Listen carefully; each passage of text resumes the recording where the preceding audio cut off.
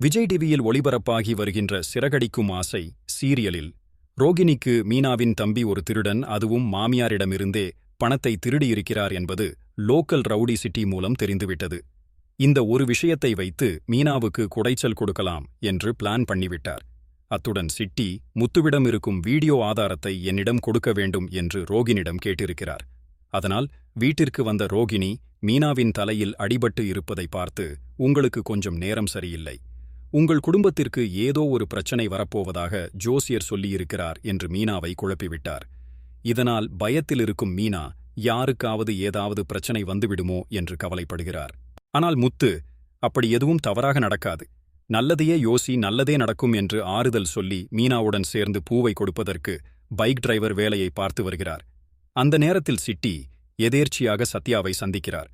ஆனால் சத்யா அக்காவை அடித்த கோபத்தை காட்டும் விதமாக சிட்டியை அலட்சியப்படுத்தி பேசாமல் போய்விடுகிறார். இதனால் உச்சகட்ட கோபத்தில் இருக்கும் சிட்டி கண்ணில் முத்து மீனா தென்படுகிறார்கள். உடனே அவர்களை ஃபாலோ பண்ணி பைக்கை இடித்து காயப்படுத்த வேண்டும் என்று முத்து மீனாவை ஃபாலோ பண்ணி போகிறார். ஆனால் முத்து கொஞ்சம் விபத்திலிருந்து தப்பித்து விடுகிறார். உடனே சிட்டி ரோகிணிக்கு ஃபோன் பண்ணி, நான் கேட்ட ஆதாரம் என்ன ஆச்சு, எப்பொழுது எடுத்து தருவீர்கள் என்று ரோகிணிக்கு தொந்தரவு கொடுத்து கேட்க ஆரம்பிக்கிறார். ரோகிணி அவ்வளோ சீக்கிரமாக முத்து ஃபோனில் இருந்து ஆதாரத்தை எடுக்க முடியாது, கொஞ்சம் எனக்கு டைம் கொடுங்கள் என்று கேட்கிறார். அதற்கு சிட்டி, கொஞ்சம் கூட நேரமில்லை, நீங்கள் எனக்கு இந்த காரியத்தை செய்து கொடுத்தால்தான் உங்களை பிளாக்மெயில் பண்ணும் நபரை நான் கண்டிக்க முடியும் என்று டிமாண்ட் பண்ணி டீல் பேசுகிறார். இதனை அடுத்து முத்து மற்றும் மீனா அவர்களுடைய வரவு செலவுகளை நோட் பண்ணி லாபத்தை வைத்து மாடியில் ரூம் கட்டுவதற்கு சேமிப்பதை பேசுகிறார்கள்.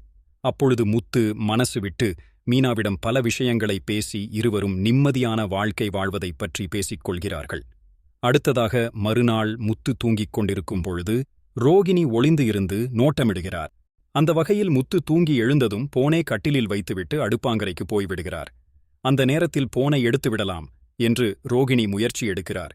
ஆனால் அதற்குள் முத்து வந்துவிடுவதால் ரோகிணி அங்கு இருந்து குட்டி போட்ட பூனை மாதிரி சுற்றுகிறார். உடனே அடுத்து எப்படியாவது போனை எடுத்துவிட வேண்டும் என்று கண்கொத்தி பாம்பாக முத்துவை நோட்டமிட்டே வருகிறார். அதனால் எப்படியாவது முத்துவின் போனை ஆட்டையை போட்டு அதில் இருக்கும் ஆதாரத்தை சிட்டிக்கு அனுப்பும் விதமாக ரோகிணி அவருடைய தில்லாலங்கடி வேலையை ஆரம்பித்து காரியத்தை கச்சிதமாக முடித்துவிடுவார். இதனால் முத்து மற்றும் மீனாவிற்கு மட்டுமில்லாமல் சத்யாவிற்கும் ஏகப்பட்ட பிரச்சனைகள் வர வாய்ப்பு இருக்கிறது.